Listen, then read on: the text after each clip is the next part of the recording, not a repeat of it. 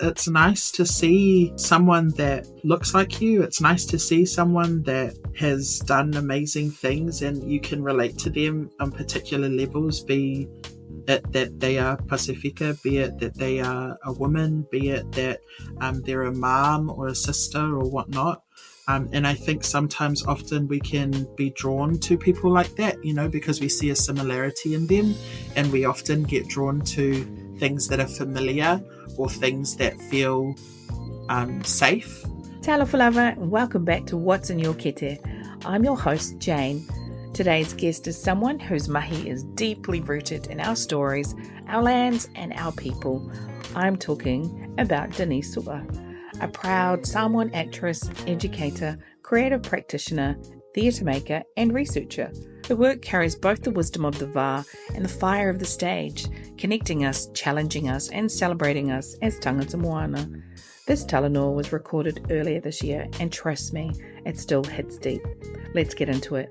I was born done in Ōtepoti in Dunedin. Both of my parents were students at Otago. And we lived there for a very, very short amount of time before we moved to Taihape. So my dad was a minister for the Presbyterian Church, and just by nature of that job, we moved around a little bit. So I lived in Taihape for 7 years. I absolutely loved my time there.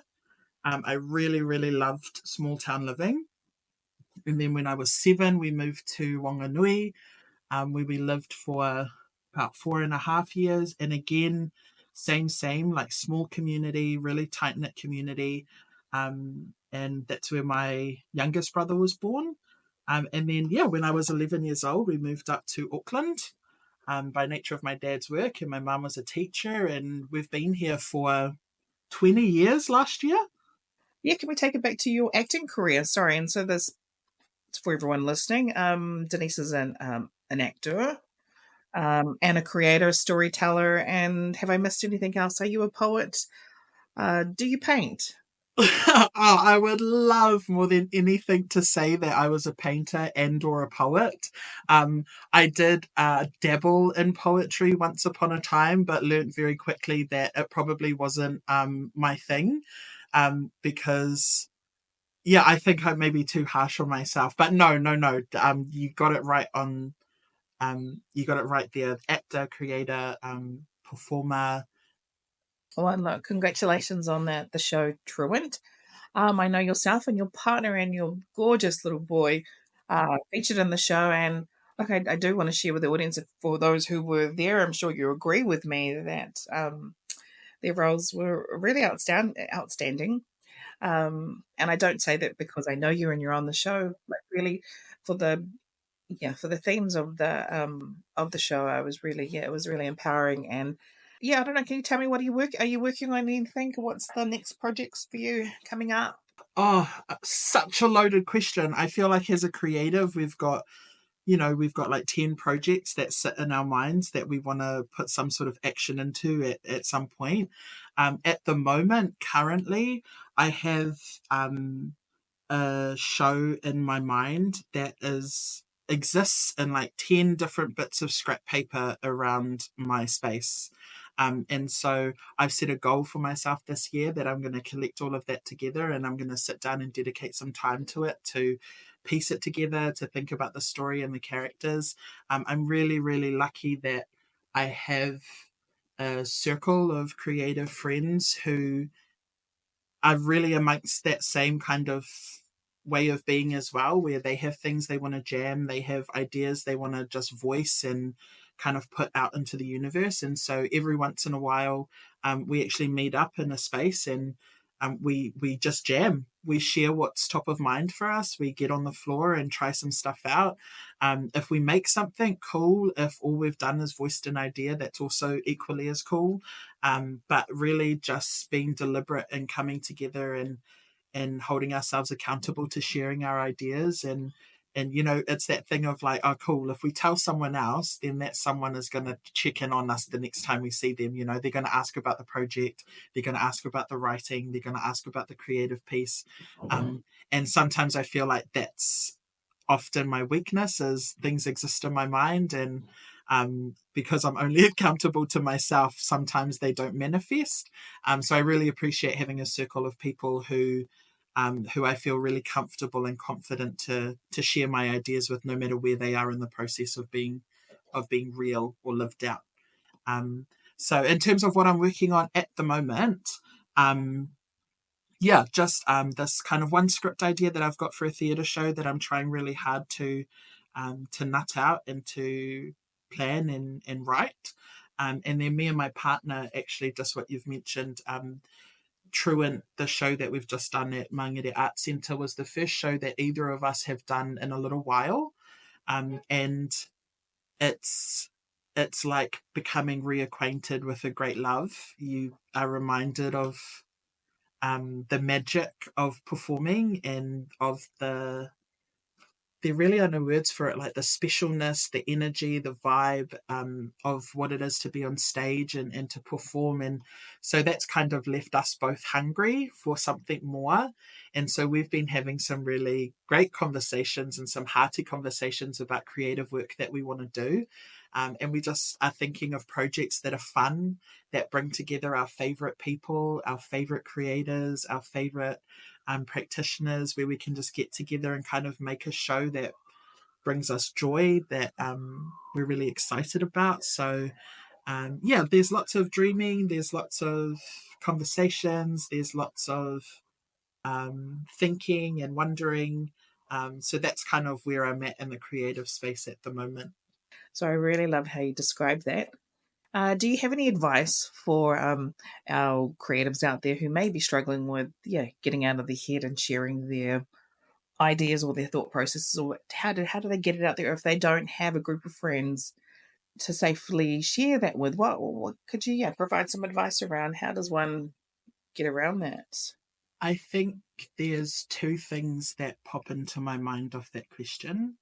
The first thing is sharing with one person or sharing with a group of people is especially if it's something that you have dreamed up yourself, if it's a piece of creative work or it's an idea or a vision that has kind of come from your own thoughts. It's an act of vulnerability and of bravery to share that with anyone, um, and with the hope to receive feedback or the hope to engage in a conversation around it. So the first thing is, about how we build our bravery, essentially, to share our work and our ideas with other people. And in order to do that for myself personally, I have to accept that, ideas grow through challenge. Ideas grow and refine themselves and become bigger and better when we're able to sharpen them against other people's ideas or other people's thoughts and wonderings. Um, if you don't have an immediate community that you have to access in order to share your ideas with, there's so many out there. And I just think that, some of the creative communities that I'm a part of are some of the most open, warm, wonderful circles of people. And there's lots of them out there that I feel like, one of them has to be accessible to you. And I think both face to face in terms of companies that run different workshops and things like that, but also there's online communities as well. That you can access and tap into. But it's all kind of within the means of how you want to receive that community, if that makes sense, because as you'll know, creatives can be pretty crazy. We can be loud and very out there, and depending on the kind of way you want to engage in sharing your work with people will also determine the kind of circle that you go into and share that with and share your work with. But I would say that there's lots of communities out there. It's just about figuring out which one you kind of want to tap into. And then once you figure it out, having the turning up the bravery to go, okay, cool, I've got this idea and I want to go share this idea. And whatever the feedback might be, I'm going to be all good. And then go forth. I like that. Thank you. That's great. Thank you for that reply. I hope that feeds someone's soul for whoever may be listening to this in the future. Um, it's great. You've answered that really lovely. for you as an actress, can you tell me what inspired you to get into acting or storytelling and creative theatre work? I love this question, Jane. This is my favorite question to answer because this answer always starts with my dad. So my dad was a minister, and growing up, so I'm the oldest of three, and growing up, my dad was really, really into bringing young people back to the church. He was really invested in engaging young people in the church, and how he would often do that is he would, do role plays, and his sermons would have a bit of a dramatic aspect, to make it more engaging for everyone. And so often, being the oldest out of my siblings, if there was a role or like a lead, or he needed someone to act something out in this little drama he was doing in church, it was me that was doing it. And so I would go to his office on like a Sunday morning, and we would go through a little run through of what the drama of the day was.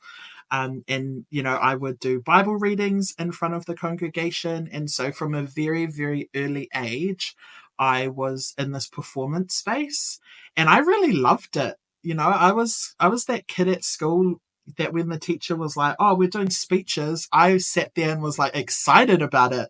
Every other kid was like, "No, not speeches," and I was keen as. So and it's because I kind of grew up with it, just around the nature of my dad's work. I was really comfortable in that performance space in front of an audience. And then I want to say that I also just grew up in a community of really great storytellers. My dad was a wonderful storyteller, so funny. And when him and my uncle used to be together for whatever reason, just their banter and their back and forth, it was like a comedy show. And so I feel like it was that environment that kind of planted the seed in me very early on for this love of performing. And then when I got to school, especially high school, when you can take drama as a subject, I just fell in love with it. And I learned so much about um, different types of theatre, different types of performance. And I really found a home in my drama class at school. I often credit a lot of um, my work in the creative arts to my high school drama teacher, Michelle Hesketh. And she was this wonderful woman who saw my love of drama and really nurtured it, really encouraged me in it. When I was in year 13, I was this very kind of loud and outspoken like kid, and all these teachers were telling me, "Oh, you should go and do law because put that your gift of the gab to good use." And I was like, "Oh, okay." So in my head, I was going to go study law after high school, and my drama teacher, she sat me down and she said, "Oh, I understand that you're going to go do that, and that's really awesome, but I can see how much you really love drama, and I can see, how good you are at it. And I would really encourage you to keep going with it." And she's the first person in my life who kind of just said to me, you know, "You can do this. Drama is you can continue it. It doesn't just have to be the subject that you did at school and you leave behind." And so I really took her words to heart, and I often tell that story when I'm speaking about the power of a teacher or the power of a single moment, because I often think back to that moment.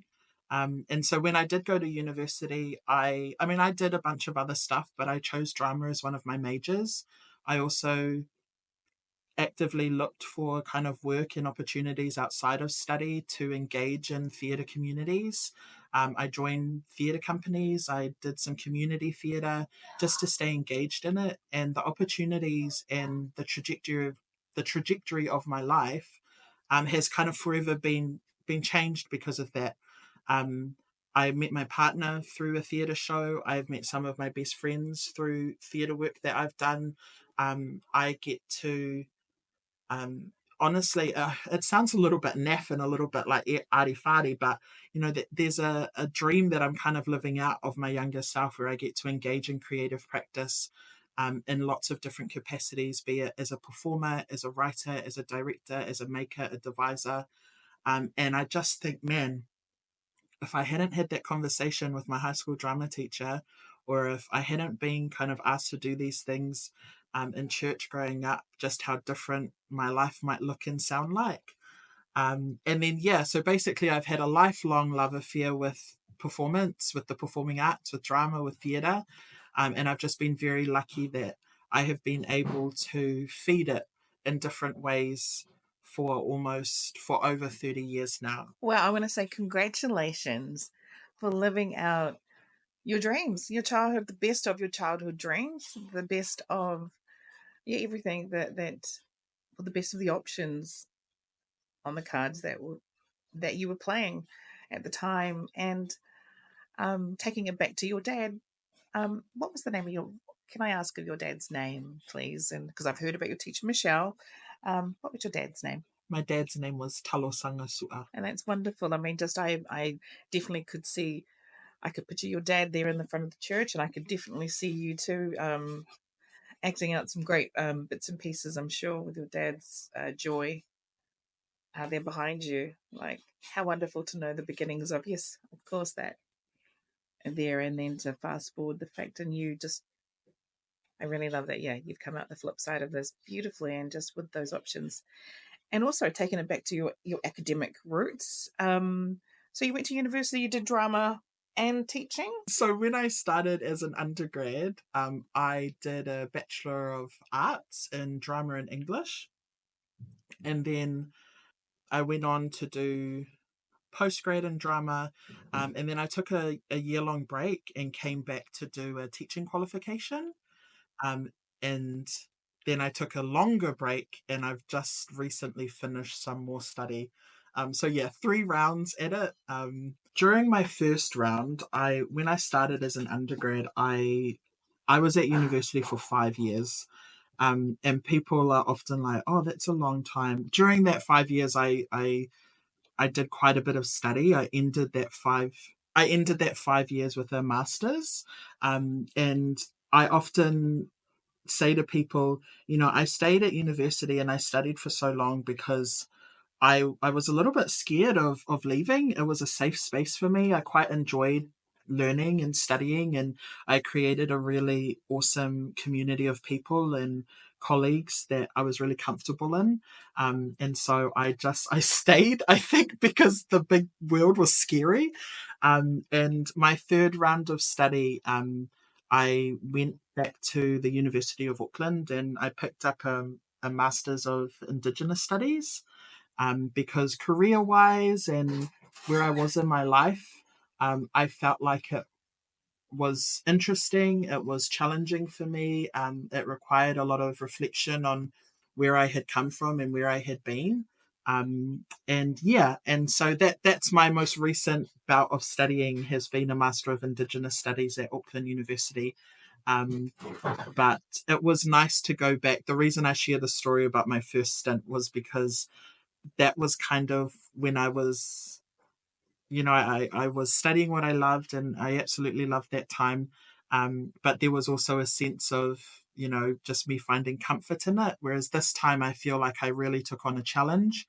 I really kind of looked at where I was and was like, okay, cool. I want to really upskill. I want to learn new things. I want to really push myself outside my comfort zone, which is why I picked up that. So I'm lucky I've kind of had both experiences, or a vast array of experiences, I should say, um, in terms of my study in academia.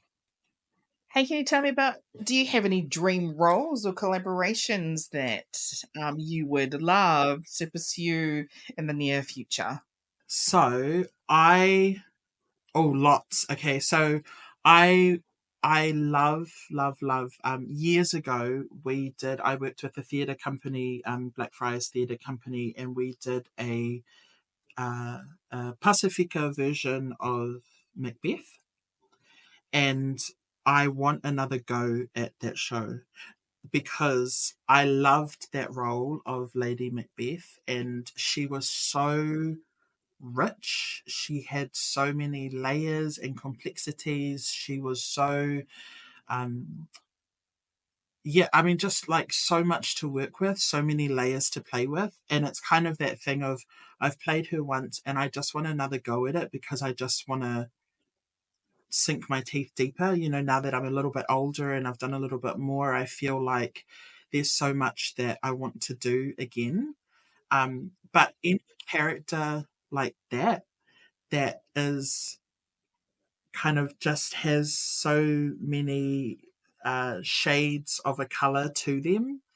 So many different, like power hungry, um, sensual, like passionate, driven, evil and villainous, just all these really rich flavors to play to are characters that I would love to do. Um, I would love, I'm always whenever I do a show, I always make a joke. I would really love to dance. I'd really love to be a dancer or a mover. But I would really love to create a solo show that is a little bit of that has some physical theatre in it, as well as some text and some written things as well. Um, but I'd really love to work on a solo show. And then because my partner's an actor too, and I think it'll be years from now when it happens, but I'd really love to write a show or create or co-create a show with him. Um, and these are kind of just dreams I have about, um, yeah, about the kind of work that I want to make. But I would, yeah, I love characters that are kind of really hearty and really just like concentrated of really like visceral emotions like anger and passion and um, So when you mention your partner there and a show for you two, what kind of character do you envision your partner having, or what would you co-create with him? What kind of character would you like him to have? I would love to create a character that is very, um, very soft, very, um, like lovely, and like a deep thinker. And because he is all of these things, and I just love these qualities that I would love to, um, yeah, play around with. And I love opposites on stage, so thinking about the potential of his character and his opposite character to kind of ebb and flow into these different states of that stuff of the lovely sweet soft but also something much more loud and out there um, and vibrant. And yeah, so I'd love these opposites. But yeah, I'm a big fan of my partner's work, so I'm sure whatever I might co-create or create for him, he'd be willing to give it a go. But yeah, I would just love to give him, I don't know, something that's a bit different from his usual work, and something that might be a challenge and exciting for him. Wonderful. Um, are there any collaborations with others in the and local communities or international communities? Is there anyone you'd like to see yourself, or do you see yourself working with, starring alongside, sharing the stage with? Oh my gosh. I would. So there is a theatre company that works out of the UK called Frantic Assembly, and they're a physical theatre company, and I'm just a big fan of their work. Their artistic choices, their way they pull shows together with movement, and their sets are beautiful. So I would love to train with them I've taken one class with them and I was absolutely in awe of the way that they work. So I would love to be in the room with them as they're making, right? To see their process and how they pull things together and how they create and devise original work. Um, yeah, I would love that. In terms of something, I suppose, a little bit more local, I'm big fans of my mates. So, and maybe there's potential or an opportunity to, jam together and collaborate on something a little bit more local. But yeah, that's kind of top of mind first answer what comes through. Now, you mentioned that you have done this one class with this theatre group from Britain, did you say? Did you do that here or in England? No, that was here. So they, I think they had either taken a show or were workshopping in Australia, and two of their company members had come to Auckland just to run a 1 day workshop here. And it was actually through my work and the wonderful people at Massive Theatre Company in New Zealand, based here in Auckland, that were able to send me to that workshop. Um, yeah, it was really awesome. I mean, for them to come kind of to New Zealand, this little hall in the city, um, and yeah, it was really rich. It was not lost on me how lucky I was to be in that space with them. Are there other creatives that come to mind that are really inspiring for you? That are, like, are there writers or filmmakers or theatre directors that you also look to for inspiration, or they just get your creative juices flowing? To be honest, I think one of the things that I really, really enjoy about my own particular creative process is I really draw inspiration from anything and everything.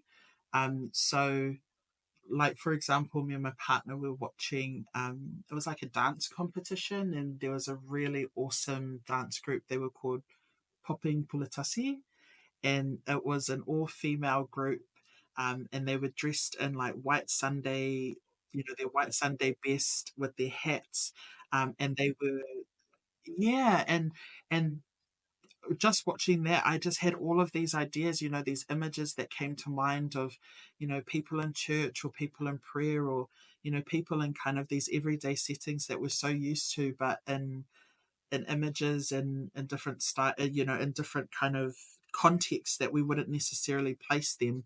And from that, I start dreaming about all these ideas of, oh, who are these people? What might they be thinking? What's the music that plays when they free? All of this stuff. And so I watch that and I go, oh my gosh, all these ideas. I then like go and watch like the 2005 version of like Pride and Prejudice, and I look at that film and I go, man, that play of like that shot with that music on the piano, in my head I'm like, okay, I'm going to go create something that's like this epic love story. And then in equal amounts, like I'll go to the food court and I'll see like a lovely old man eating by himself. And I think to myself, he needs a show written about him, So it's like all of these different things can inspire a million and one different ideas. From music that pops up, like something I see on social media, an image I see out and about in my life or in the community. Um, but I really, really like the people I want to work with are the people I see around me. I just think that some of the talent that we have in our local communities is honestly world class. And so, yeah, I'm really for and really wanting to, yeah, work with my mates, work with people I see out and about in local spaces, because I think the inspiration can come from a million different sites or different prompts. And so, yeah, I'm just keen to like, because I think so much of the creative process, you need to have a good vibe with the people. I've done quite a few shows where we're devising from scratch. We're making the show from our own stories. And so the the relationship and the energy and the vibe that you have with your collaborators is so important. And in my mind, I go, okay, cool. So the people I work best with are actually the people that I've been working with for a long time. So I just know that they'll challenge me and push me. And so they're the ones that I often think about when I think about, wanting to make work, and who I want to make work with. And they're also coincidentally the people I want to make the work for. Um, can you tell me how important it is for you to have strong Pacific women in film and in theatre? For me, it's important because it's nice to see someone that looks like you. It's nice to see someone that has done amazing things and you can relate to them on particular levels, be it that they are Pacifica, be it that they are a woman, be it that they're a mom or a sister or whatnot. And I think sometimes, often, we can be drawn to people like that, because we see a similarity in them. And we often get drawn to things that are familiar or things that feel safe. And so I think that also that perspective and that lens over the work can be really unique, and it's not often a lens that kind of gets the spotlight or gets the platform. But I think about as like a brown Pacifica mum who lives and works in particular communities, their eye over the work is very unique, and their eye over the work and their ability to see things or mine for certain bits within the creative process is a really unique perspective. And so as also Samoan creative mum, sister, daughter, it's cool to be a part of a process or a project where that's where that's something to, I want to say, like, sharpen yourself against, or that's something to look to and kind of go, oh cool, how are you doing it and how might I do it? Yeah.